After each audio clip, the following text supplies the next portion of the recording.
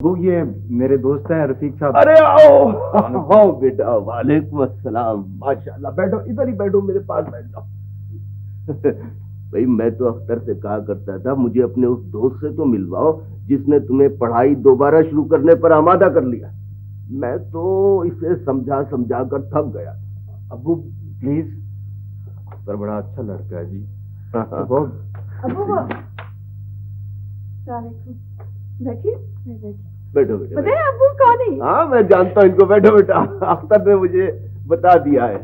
चाय वह नहीं पिलवाओ? जरूर चाय लाती हूँ, वैसे खाने का वक्त है तो। तो पूछने की बात है, खाने का वक्त है तो खाना लाओ। क्यों रफीक मियां? जी मैं अरे भाई, खाने का वक्त है, जो पक्का है वो खा लेंगे। हाँ ये बताओ कि तुम करते क्या हो?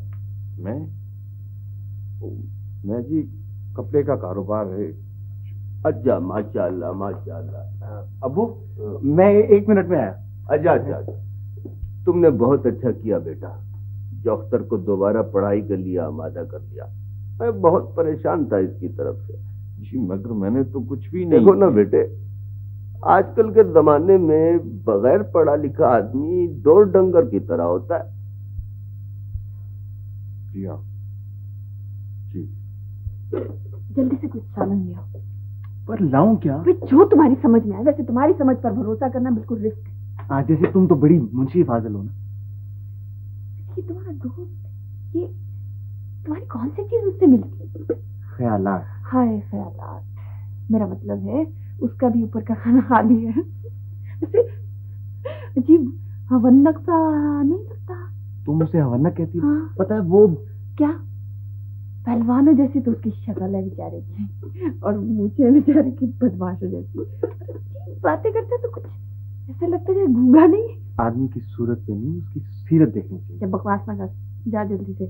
सुन, मैं भी कहूँ कि तुम्हारा दोस्त हो है और बेचारा अनपढ़ जाहिल ना हो। देखो सेजन,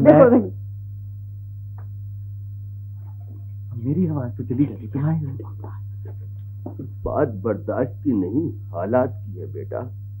मैं बुज़दिल और डरपोक नहीं हूं, मगर मेरी बच्ची जवान है। मैं उन लोगों से उलझकर उसकी जिंदगी खतरे में नहीं डाल सकता। आप ठीक कह रहे हैं। अरे बेटा, वो बड़े जालिम लोग हैं। मैं जानता हूँ। तुम जानते हो ना? जी हाँ। नहीं, वो दरअसल आजकल वो ऐसी जुल्म की कहानियां अखबारों में छपती रहती हैं जी। वो